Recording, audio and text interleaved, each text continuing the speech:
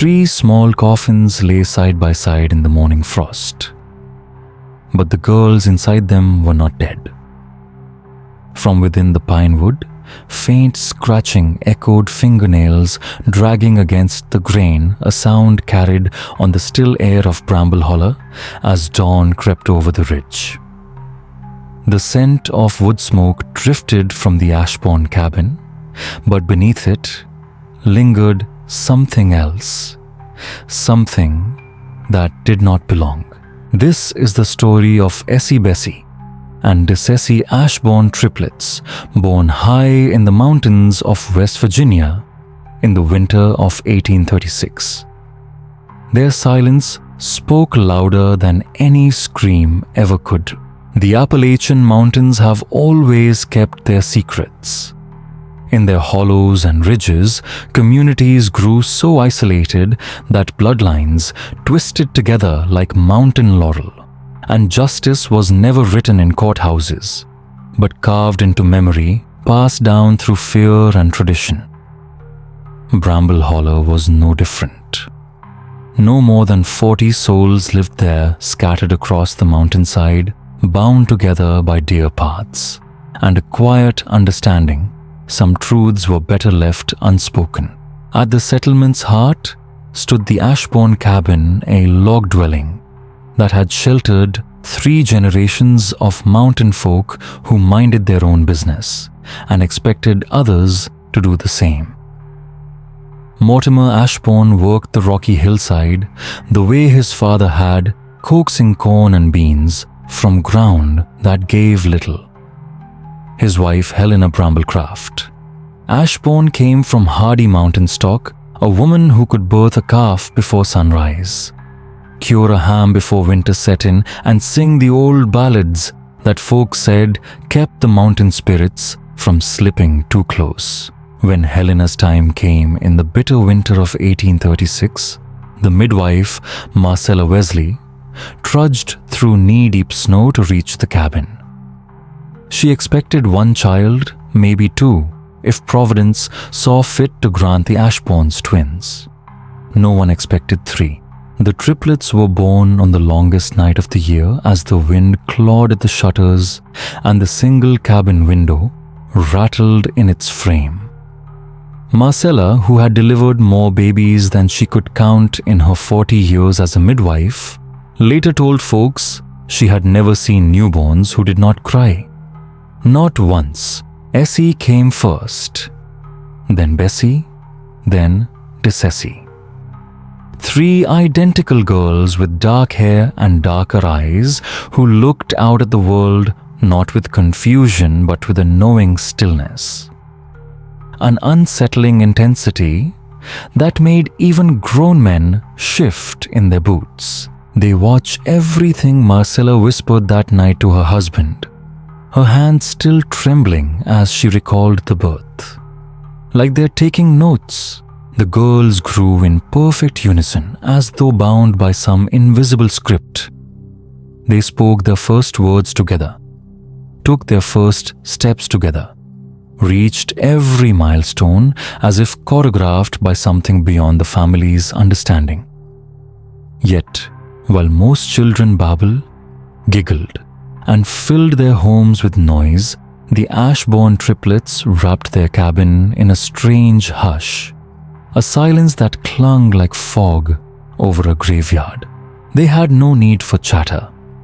A glance, a tilt of the head, a twitch of the hand was enough. Their thoughts belonged to one another before words ever formed. Neighbors noticed.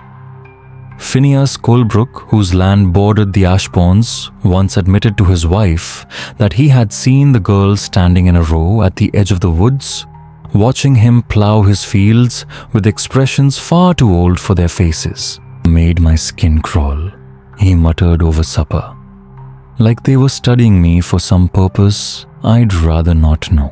By 7 years old, the silence had not lessened. When the traveling preacher Josiah Thornvale rode into Bramble Hollow for his monthly sermon, he found the 3 girls seated in the front pew of the makeshift church, hands folded, eyes locked on him.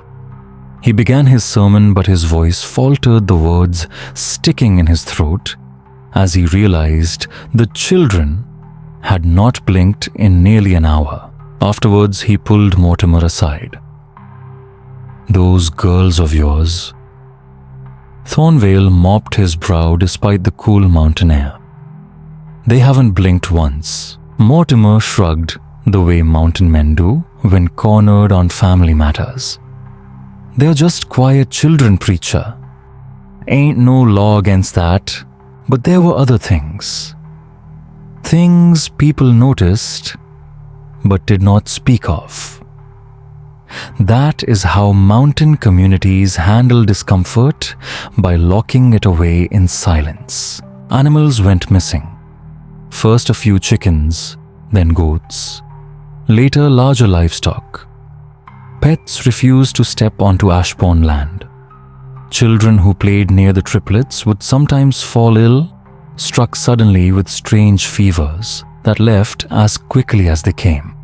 Yet when the fevers broke, those children seemed different, cautious, older somehow, as if they had learned something they were not meant to know.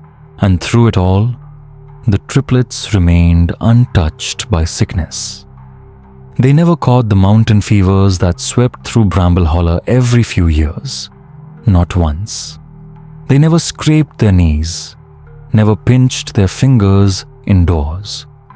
Cold never seemed to touch them, even when frost painted the cabin windows and the other children pressed close to the fire for warmth. By their 15th year, their silence had shifted into something sharper, more deliberate.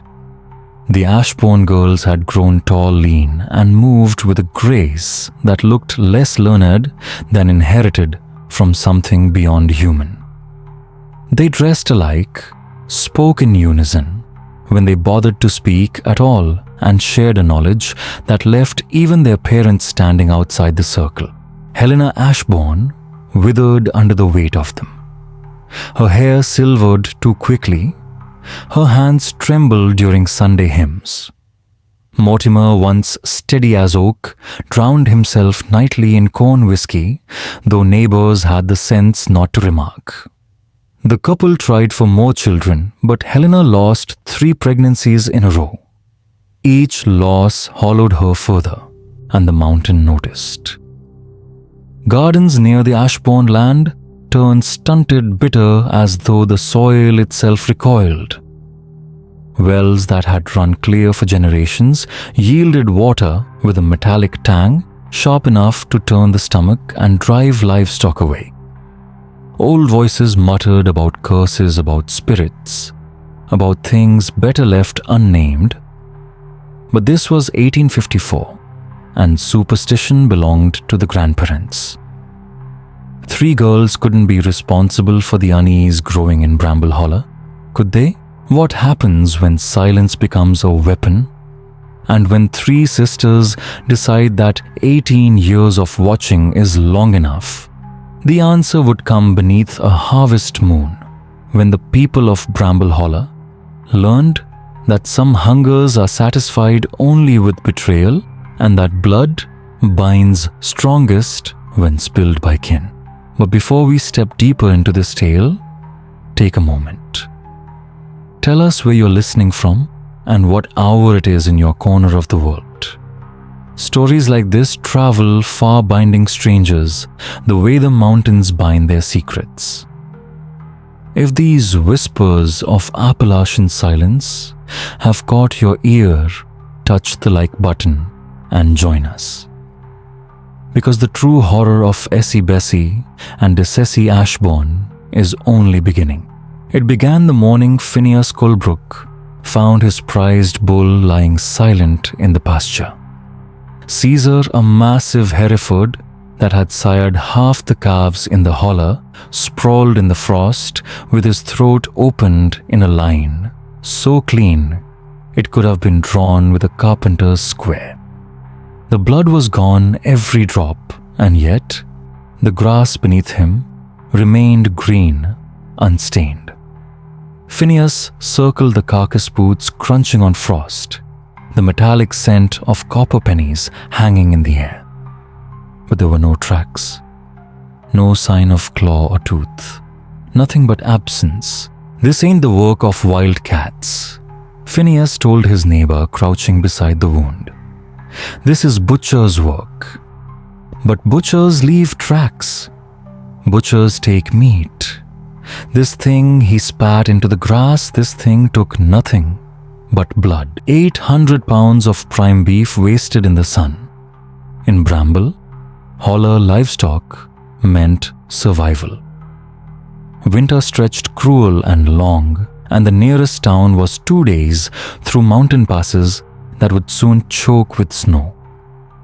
To lose an animal to wolves was misfortune. To lose one like this deliberately, wastefully felt like ritual.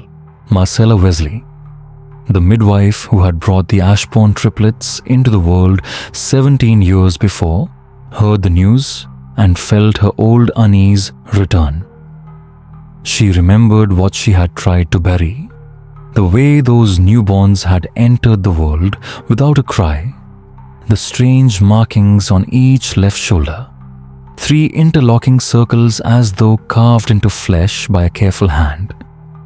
She remembered too how Helena had bled less than any woman should after birthing 3 children. Her grandmother's voice stirred from the grave. Blood calls to blood. 2 days after Caesar's death, another sign. Widow Morrison's chickens, every last one, were found laid out in her yard in a perfect circle. Not torn, not eaten. Each bird drained its eyes, glazed white as winter frost. The widow who had raised 8 children and buried 2 husbands without ever leaving her mountain, packed her belongings by sundown. She moved to the valley the same day. "Something stirring in these mountains," she told anyone who would listen. Her voice steady despite her fear. "Something that's been sleeping too long." The Ashbourne triplets attended Caesar's burial, if you could call it that. Phineas Colebrook and 2 other men had dragged the bull's massive body into a shallow pit before the meat, spoiled muttering prayers as they worked. The girls stood at the edge of the gathering, identical in their dark dresses, darker stares fixed on the scene. Essie smiled once, just for a moment. But Josiah Thornvale saw it. A flicker of lips, an expression without warmth, without humor, carrying only a satisfaction that made the preacher's stomach twist. When he blinked, it was gone. The blank stare had returned, as if it had never left. That evening, as hearth-firers glowed and families checked their door latches twice, a sound drifted down from the Ashbourne cabin. Singing. 3 voices in harmony so perfect it seemed unnatural.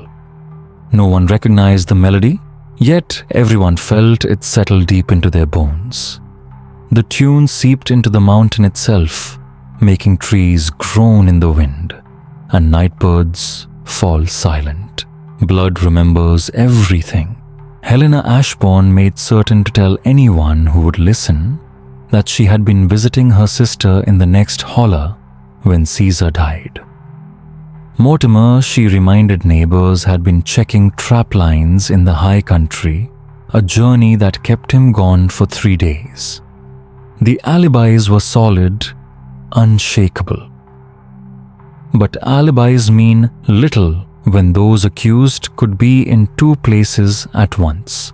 Old-timers whispered stories their grandparents had once told in hushed voices of witches who lived too long, of blood curses carried through generations. Tales dismissed by daylight, but given new weight when the strange singing rose again after dark. The Cherokee had abandoned these ridges decades earlier, but their warnings about certain places, certain bloodlines, certain hungers that grew too strong to be contained began to feel less like folklore and more like prophecy. It was into this atmosphere that Dr. Edmund Fairfax arrived.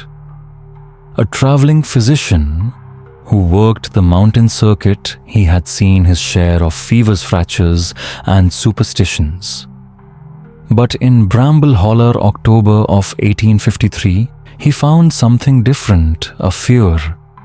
Without a name, patients spoke of dreams where three figures stood at the foot of their beds, silent, unblinking. Children woke, screaming about the sisters who never blinked. Nursing mothers complained that their milk had soured, thinned to water. Mass hysteria, Dr. Fairfax wrote in his journal. Common in isolated settlements under stress. Remedy increased social gatherings. Recommend a town celebration. But hysteria did not explain why his horse refused to approach the Ashbourne land, or why his medical instruments chilled like ice whenever he glimpsed the triplets through his cabin window. His explanations crumbled on October 28th when Phineas Colebrook summoned him to the barn. There stood 12-year-old Martha Colebrook, Phineas's youngest daughter. She had been missing for 2 days. Now she stood among the cattle, motionless, her eyes rolled back until only white remained.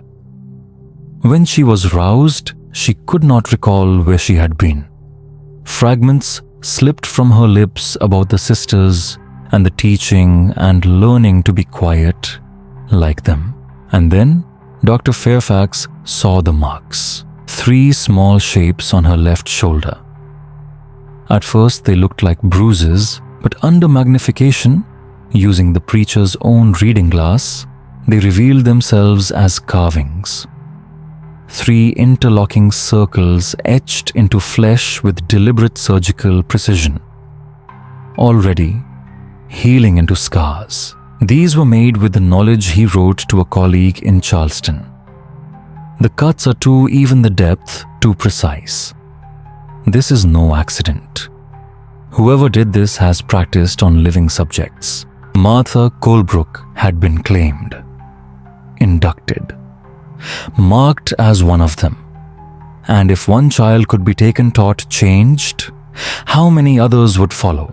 As November's chill sank into the ridges and the first snow dusted the peaks, Bramble Holler came to understand Essie Bessie and Essie Ashbourne had not been waiting idly. They had been building something, patiently, quietly, one child at a time.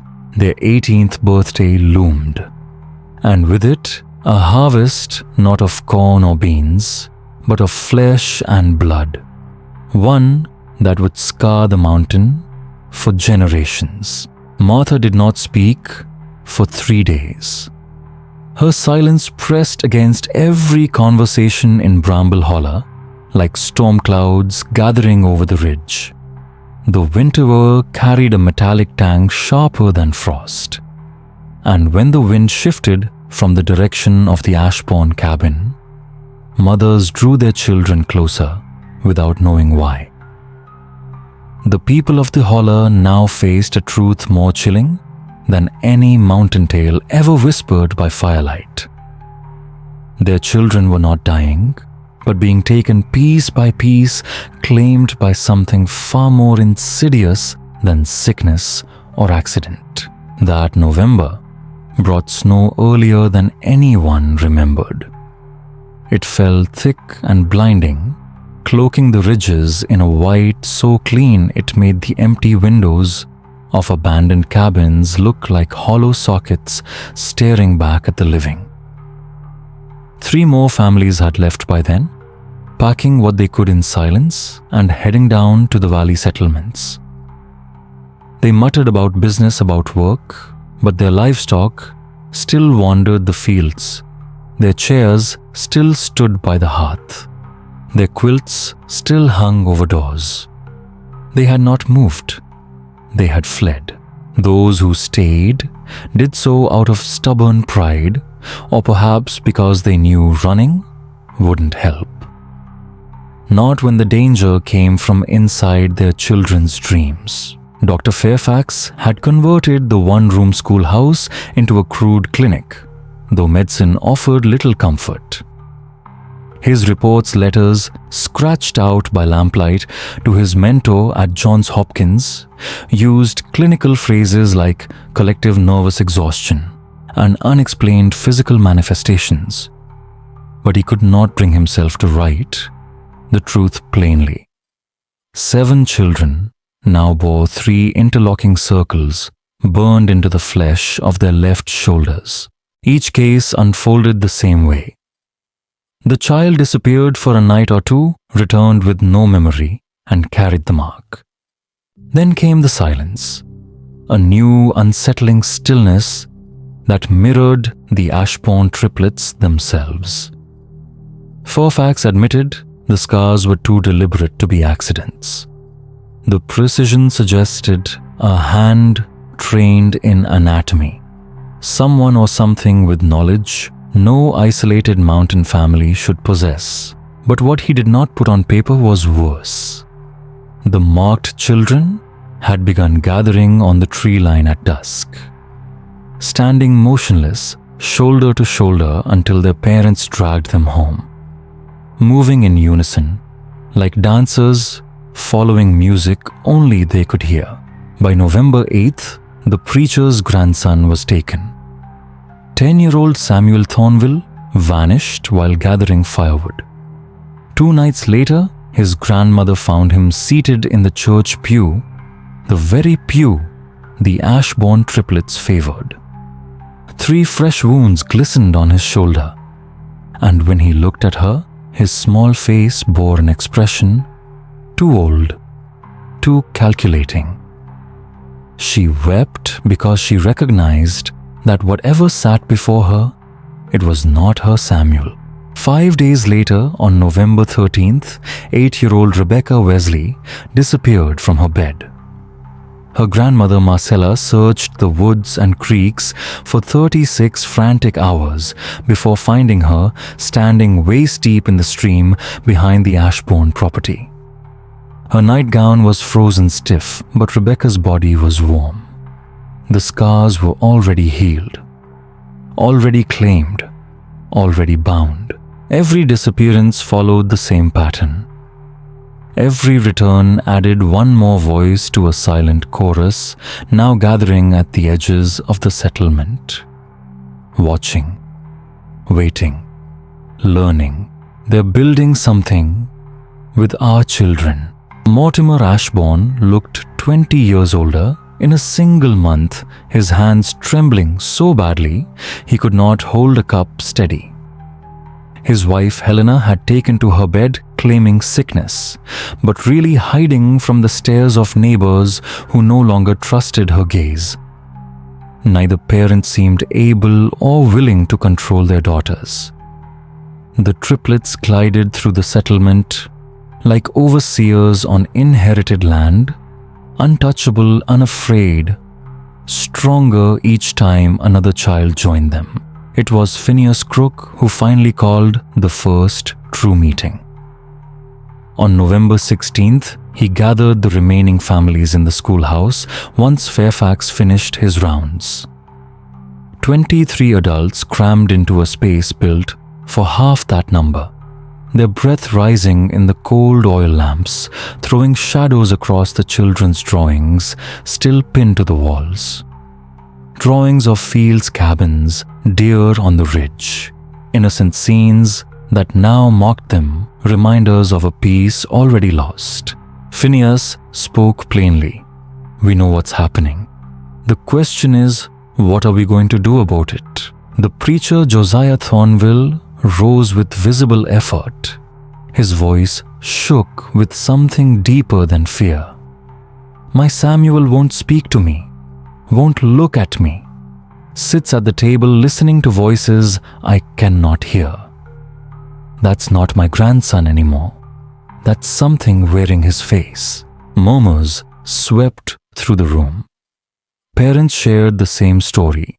Children who no longer laughed who no longer played, who studied their own families with the cold detachment of scientists examining specimens. The marked ones obeyed commands, ate their meals, lay in their beds, but the spark, the thing that made them alive, had been redirected. To what purpose, none could say. "We could leave," whispered Mary Coldbrook. Her words sounded fragile without conviction, and go where Phineas shot back. "You think what's claimed our children won't follow. You think distance matters to something that walks through dreams." The room fell into a heavy silence. Then Dr. Fairfax cleared his throat from the back corner where he had been writing.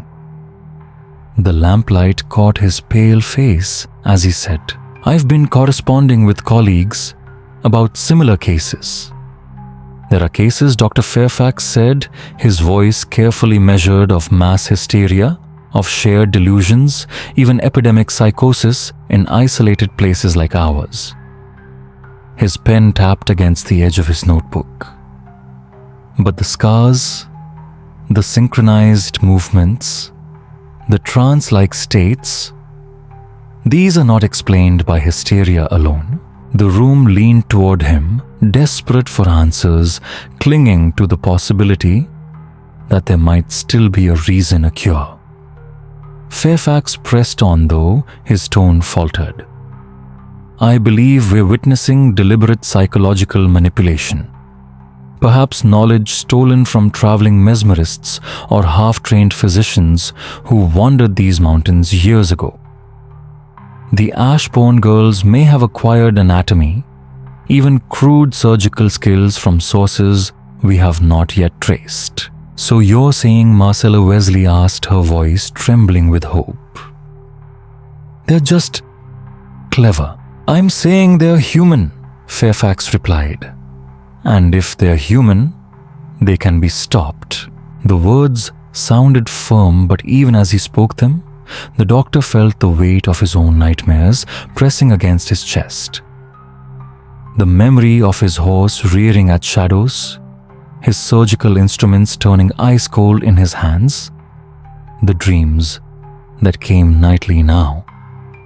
Dreams of 3 figures at the foot of his bed, waiting, patient, beckoning.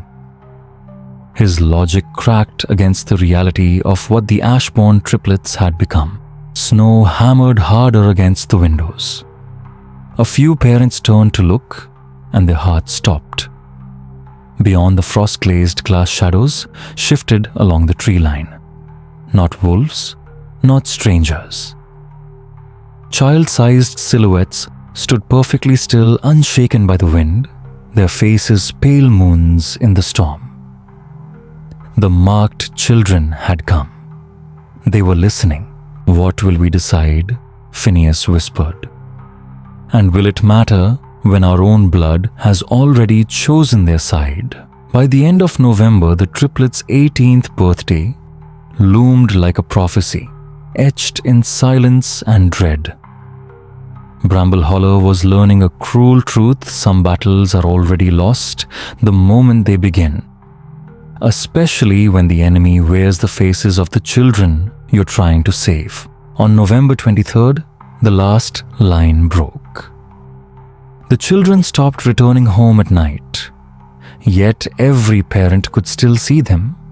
13 small figures arranged with military precision at the tree line, standing as if waiting for orders. Their breaths rose in unison, a rhythm that seemed to echo the mountain's own heartbeat.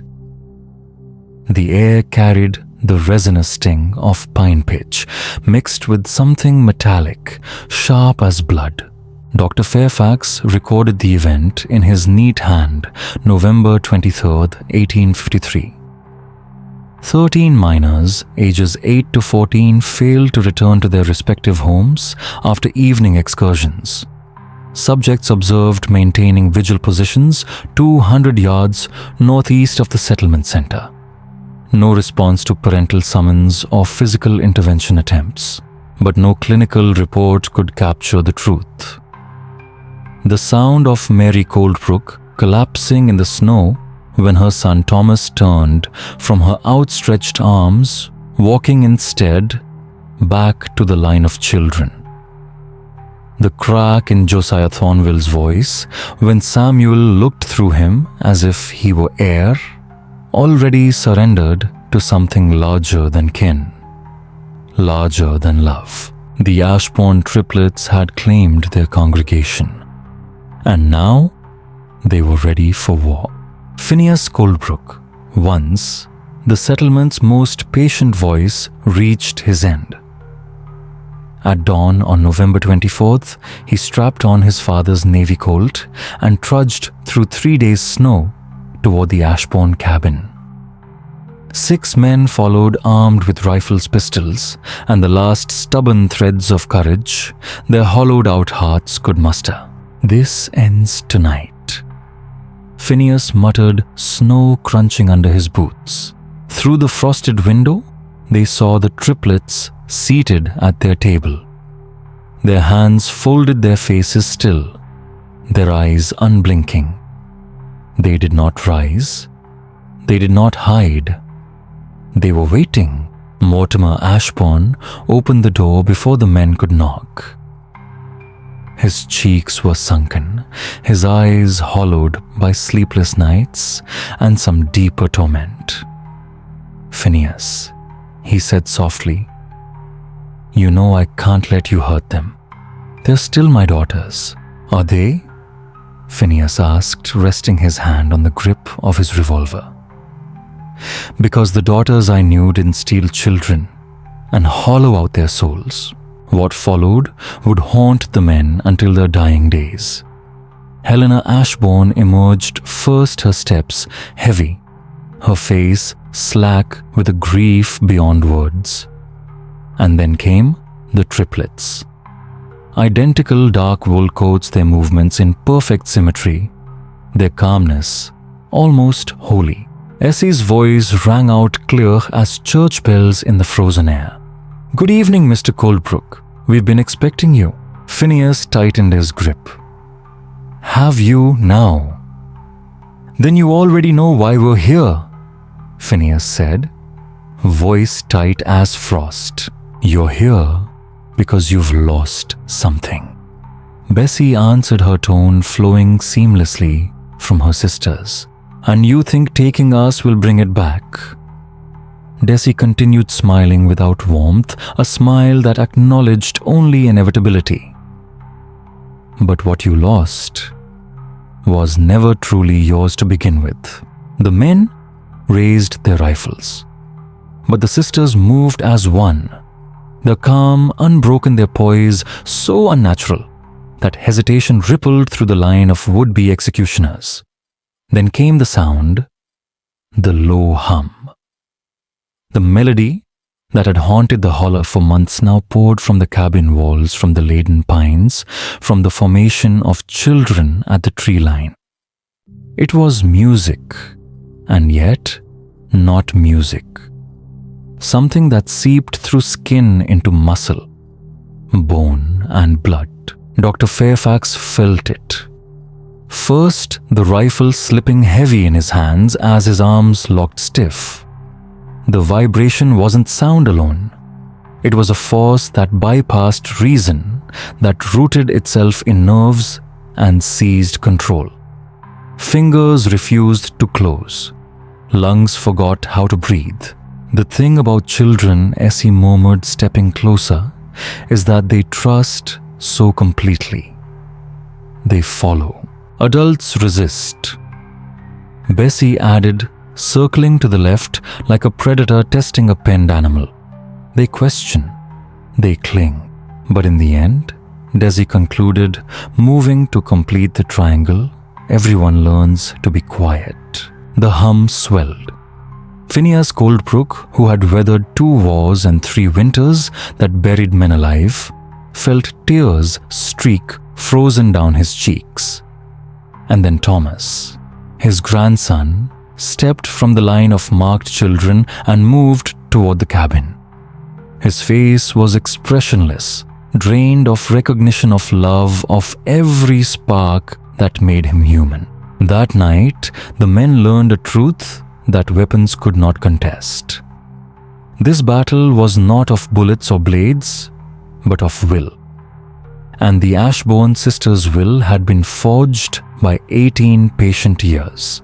By dawn, 7 men were found, kneeling in the snow before the cabin. Their guns discarded their eyes, vacant mirrors of the children who had come before them. Dr. Fairfax's final journal entry, written in a trembling hand that betrayed his unraveling mind, tried to capture the moment subjects demonstrate ability to induce temporary cataleptic states through auditory and hypnotic means. Mechanism unclear. Results undeniable. The sisters had won without lifting a hand in violence. Bramble Holler was theirs, and their 18th birthday was still 5 days away. What happens? The hollow-eyed villagers whispered when 3 girls who have mastered silence finally decide to break it. The answer came with December's first moon. A hush so absolute that even the wind seemed to cower. From the Ashbourne cabin drifted scents that mingled wood smoke with something sweet, too sweet. A reminder of childhood cakes on birthdays long gone. Preparations had been underway for days. Helena Ashbourne, risen from her haze 3 days before, moved through her home with mechanical devotion. Baking bread, sweeping floors, arranging jars of wildflowers as though following instructions whispered directly into her mind. Mortimer watched her, the unease in his chest deepening, for he recognized in his wife's glassy stare the same submission that had consumed nearly everyone else. The marked children, now 21 in number, had taken over the abandoned schoolhouse. They slept in neat rows across the floorboards, ate meals that appeared from unseen hands, and passed each day in a silence that turned the place of learning into a monastery. Dr. Fairfax's instruments lay scattered in one corner, useless since the day he himself had been marked.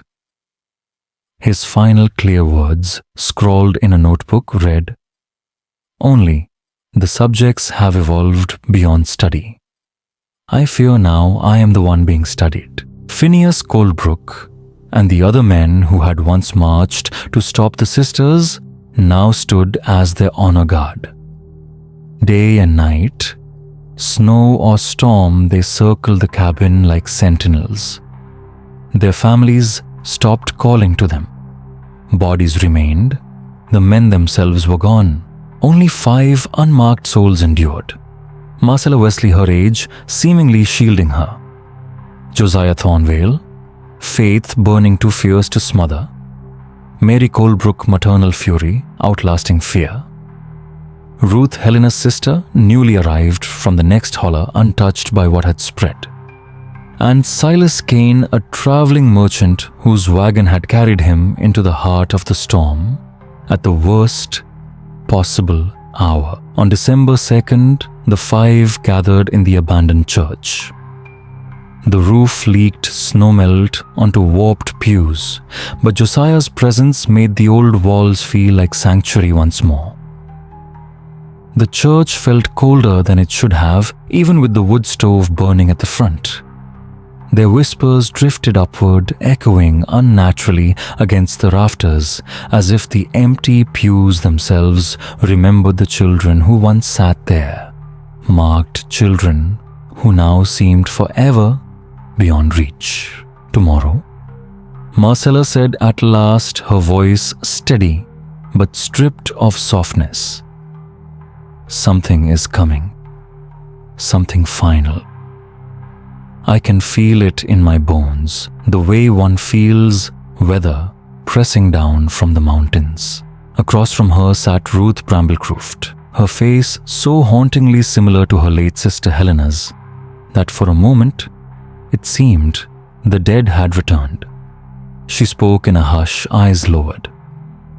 "The girls asked me to bring something from the old country. from our grandmother's chest. A book.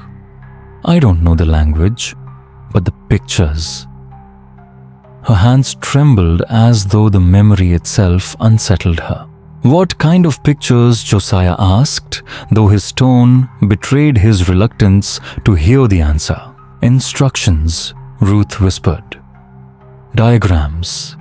Symbols identical to the marks on the children's shoulders. Our grandmother called it a teaching book, though she never dared teach us its lessons. From the back pew, Mary Coldbrook stirred. Her eyes were raw from days of weeping for children she could see, but no longer reach. The merchant here, she said, voice breaking. He told me he's seen this before, in other places. All heads turned toward Silas Kane, a weathered man in his 60s, whose wagon carried medicine seed and stories gathered across the hidden hollows of the Appalachians. He shifted uneasily under the weight of their expectation. Not this exactly, he said, but places where children went silent, where adults stopped deciding for themselves. It came on slow sometimes over years, but always the same end. He paused, jaw tight, as if searching for words to make sense of what could not be spoken.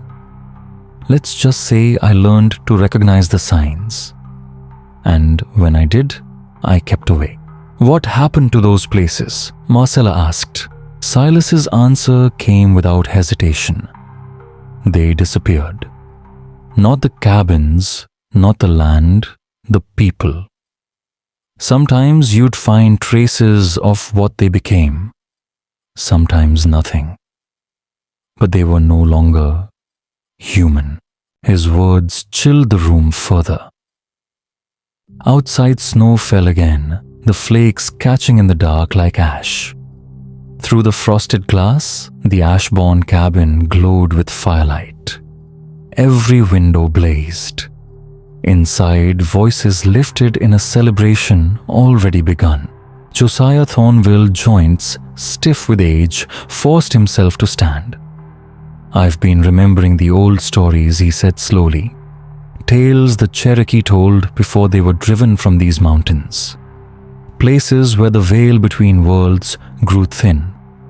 Spirits who walked in human form lived as us loved as us until the moment of maturity. Mary flinched. You're saying the girls aren't human? Josiah's eyes lingered on the cabin light. I'm saying perhaps they began as human, but became something else. Or perhaps they were always something else, borrowing human faces, until they grew strong enough to cast them aside. Ruth drew the book from her coat, then a slim volume bound in shifting leather that seemed to alter color in the lamplight. The cover bore symbols that twisted the gaze shapes that crawled at the edges of sight. Our grandmother said it came from the old country, Ruth murmured. From those who understood truths the church refused to name. Maybe it tells us what we face tonight. Marcella opened it with hands trained to steady themselves in birth and blood. The pages revealed languages layered one upon another, Latin interspersed with scripts unknown, crowded by illustrations that made breath catch in their throats, anatomical drawings marked with occult sigils, procedures that hinted at medicine but reeked of desecration. And at the end, a full-page image of 3 identical figures circling an altar arms raised beneath a swollen moon. Marcella's lips trembled as she translated the Latin beneath. December 3rd, the night of becoming, when the vessels reach maturity and the true work begins. Silence followed, broken only by the muffled sound of singing from the ash-born cabin. Not the humming that had plagued the village for months, but words at last. Words in a tongue none could name, woven into harmonies that made their teeth ache. Outside, the marked children and entranced adults gathered in concentric circles around the glowing house. At its heart stood Essie Bessie and Dessie radiant with a hunger long concealed. As midnight approached on December 3rd, their 18th birthday, the people of Bramble Holler would learn what the word inheritance truly meant. Some hungers are not satisfied by bread or blood, but by consuming the land itself, the lives upon it, and the fragile seam between worlds. And on that night, 3 perfect vessels stood ready to open the door. The church bell began tolling at 11:47 p.m. on December 2nd. No hand pulled its rope, no human will commanded its bronze tongue, and yet it spoke. 13 strikes, a pause, 13 more. A rhythm that matched no earthly clock, as if some other measure of time had been keeping count, waiting for this night.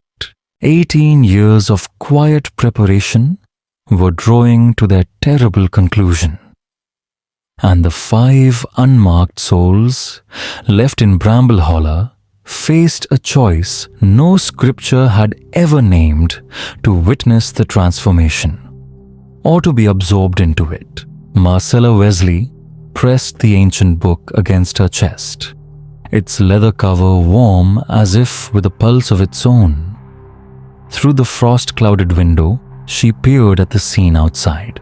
Every inhabitant of the settlement stood in concentric rings around the Ashbourne cabin. Children at the center, adults at the outer ring, their bodies swaying in rhythm, their lips humming a wordless melody that vibrated through the church stones as though the foundation itself remembered the sound. "They're all there," Marcella whispered, her voice so faint it was almost prayer. "Every soul we lost, standing like they're waiting for communion." Josiah Thornville moved beside her, fogging the glass with his breath. His gaze lingered not on the people, but on the ground beneath them. "Look at their shadows," he murmured. The others crowded the window, straining to see through the snow. And then they saw. Each marked villager cast not one shadow, but 3. Dark silhouettes that moved with independence, stretching toward the cabin, fingers lengthening unnaturally across the snow. Ruth Bramblecroft flipped through the ancient book with trembling hands. She stopped at a page they had overlooked. The illustration was unmistakable. A gathering ranged in circles, shadows in motion, spilling toward a structure at the center. As they watched, the ink itself seemed to writhe. Her voice cracked as she translated the Latin script beneath. "It isn't only their minds, their shadows are vessels, containers. Something has been living inside them, growing stronger with each mark." The truth fell on the group like a shovel of earth closing a grave. The Ashbourne girls hadn't merely created followers. They had been harvesting, filling the shadows of their neighbors with something that had waited 18 long years in darkness. Every villager was carrying a passenger. Mary Colebrook pressed her face hard against the glass, desperate. Her eyes found Thomas, her son standing in the second ring. His body stood rigid, obedient, but his shadow twisted and clawed as if it wanted to escape his feet. "What's going to happen to them?" she asked, already knowing no comfort would come. Silas Kane's voice emerged from the dark, weary with memory.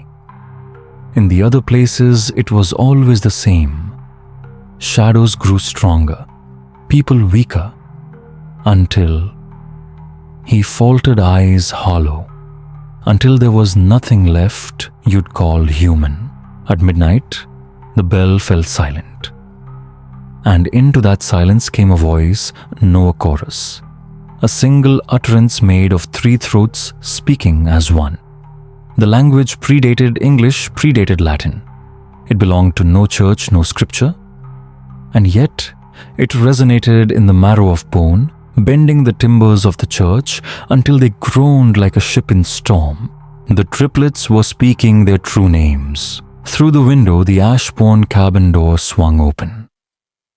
The sisters stepped into the night, no longer in mountain dresses but in white garments that glowed as if woven of the moon itself. In each hand, a curved blade that glinted with surgical precision.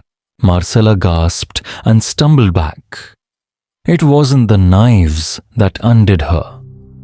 It was the faces. The sisters' features were perfecting, smoothing into symmetry, so flawless it hurt to look upon.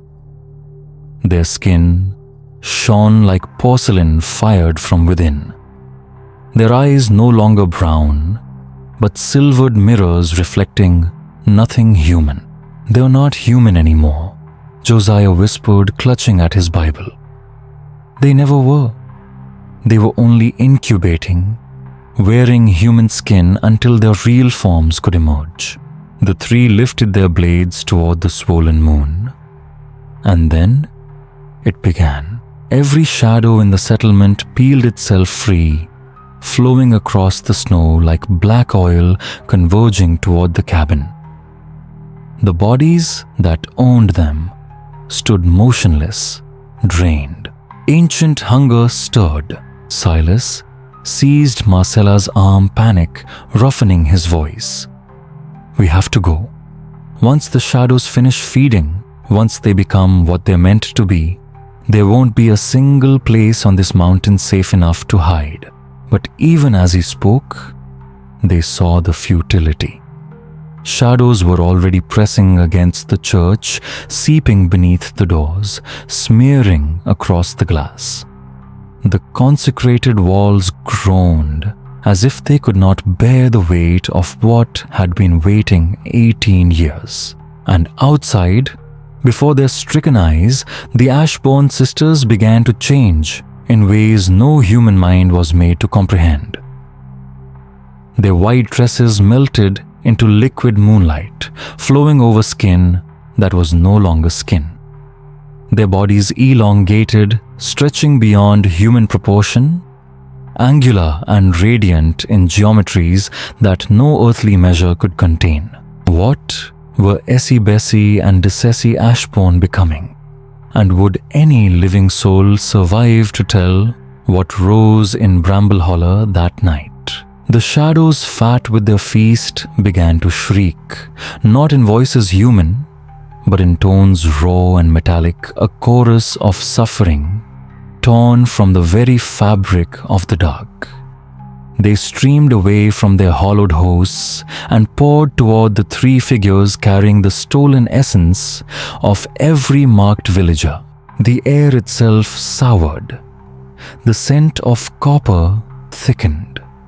Snow turned black beneath drained bodies. This was not a birthday. It was a harvest. 18 years of patient cultivation now ripened into a single moment of return, a summoning of something that had slept between worlds, waiting for three perfect vessels to call it home. Marcella Wesley pressed her spine against the church wall, the ancient book bruising her palms. Through frozen glass, she watched as the triplets shed the last rags of pretense. Where once had stood three mountain girls, now rose three towering beings. They were beautiful, yes, but beautiful as lightning, as avalanches, as plague fire that devours in silence.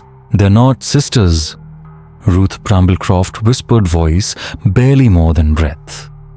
They're aspects, three parts of something that was never meant to exist here. The truth struck like falling stone. The Ashbourne triplets had never been individuals. They were fragments of a single consciousness divided only to endure human form. Helena's triple birth had not been miracle, nor curse it had been summoning. A key turned in flesh, opening a door. Silas Kane dragged Mary Colebrook away from the window as one silver-eyed gaze snapped toward the church. "Don't let them see you," he hissed. In other places, once they finish changing, they can read thoughts. That's when the hunting begins. But already, it was too late. The entity that had worn Essie's face fixed its mirrored eyes on the sanctuary. And at once, the 5 unmarked felt themselves laid bare. Their memories shuffled like pages, their private fears catalogued as tools. The voice came not to their ears, but into their skulls. You witnessed the awakening. You carry knowledge of what we are. The second presence followed its touch as cold as grey frost that makes you dangerous.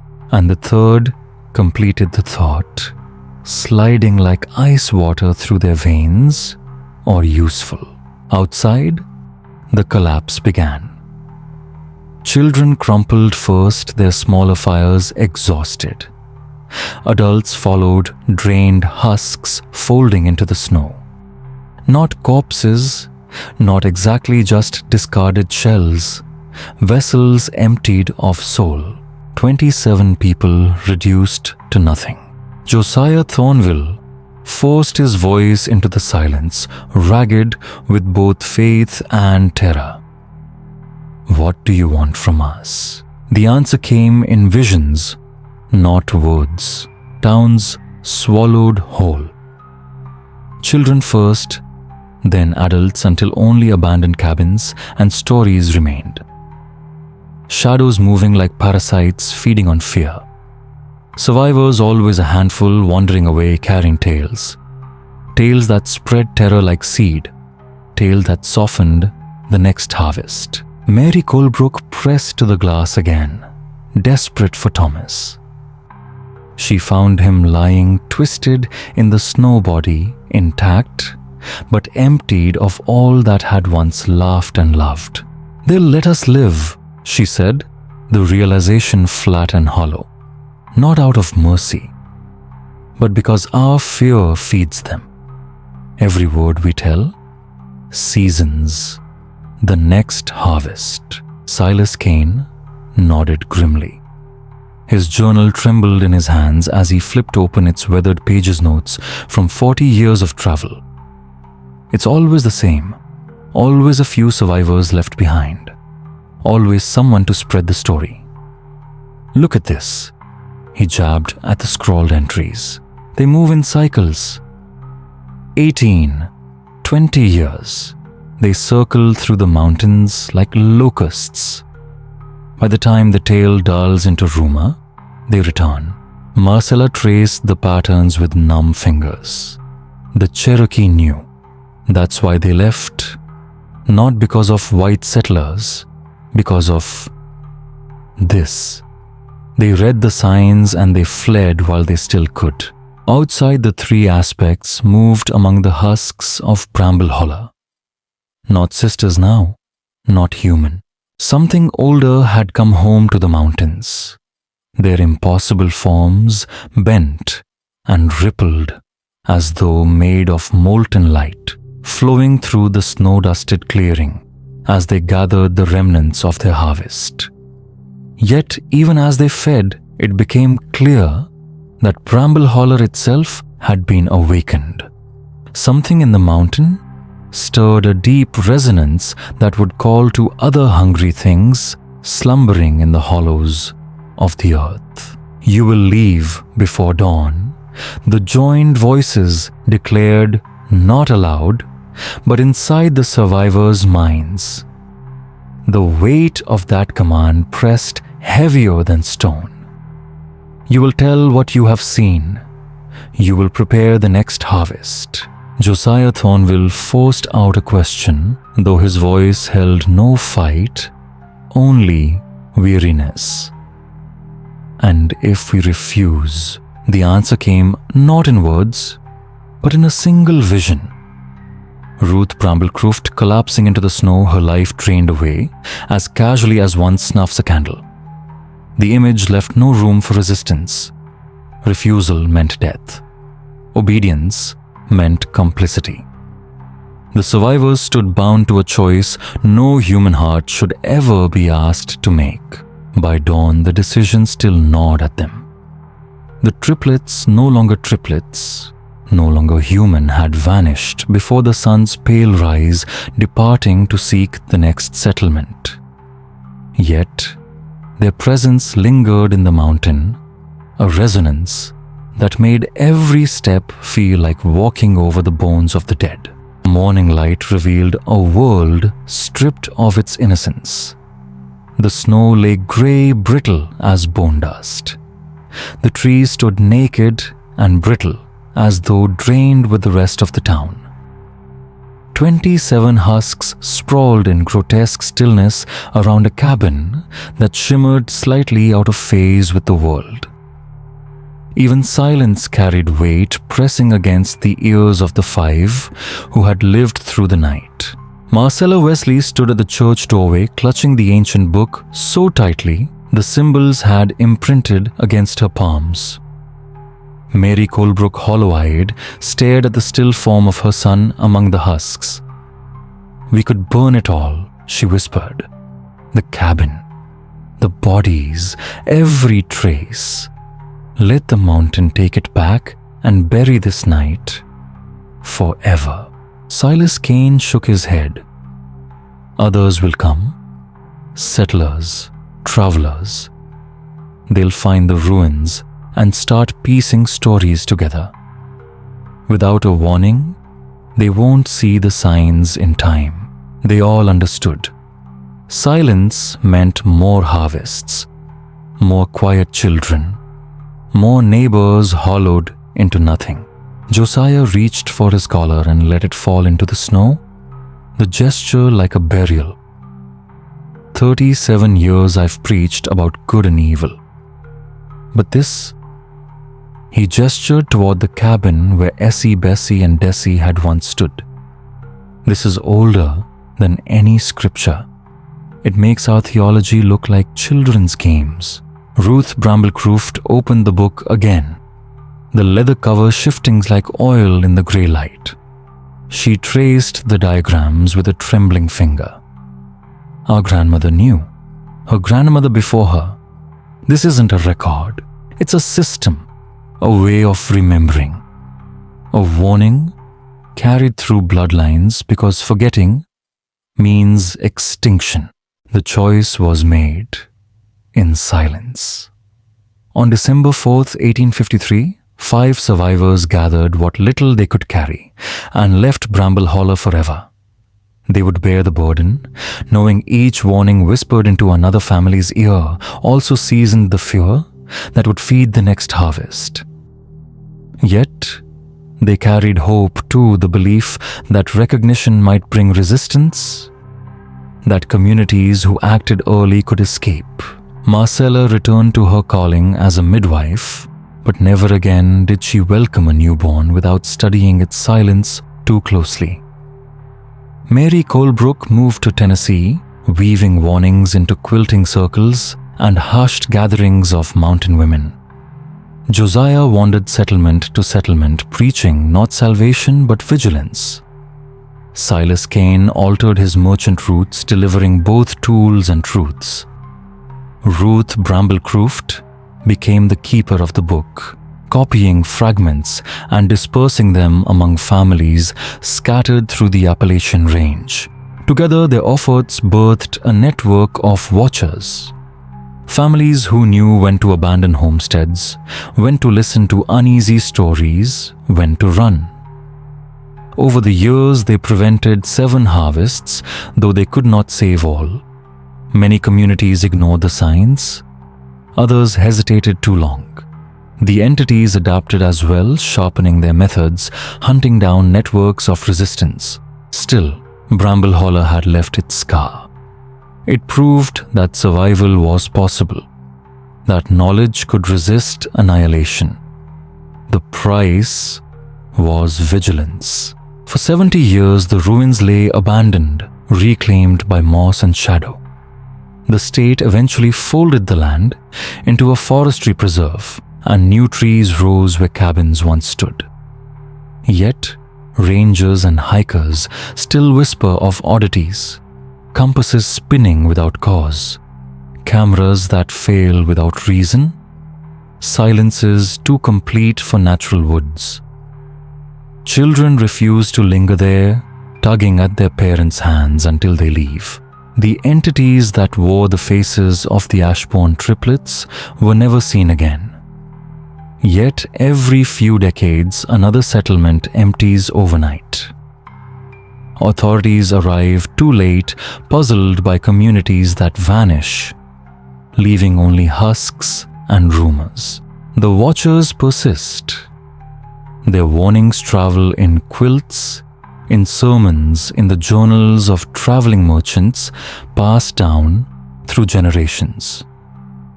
Because responsibility does not die with the witness, it lives as long as the story is told.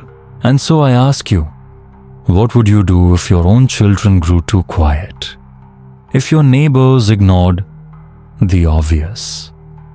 If the food on your table tasted too perfect to question? The survivors of Bramble Holler learned the hardest choice was never between good and evil. It was between a comfortable lie and a truth that demands action. Between ignorance that shelters the present and vigilance that might save the future. Belief was never the point. Watching was. Recognizing was. Acting while action still mattered. Even now, local rangers in West Virginia speak of 3 young women glimpsed in white dresses walking the mountain trails around December 3rd. Always identical. Always asking directions to the next valley town. We've only scratched the surface. The next case is darker still. Subscribe before it drops.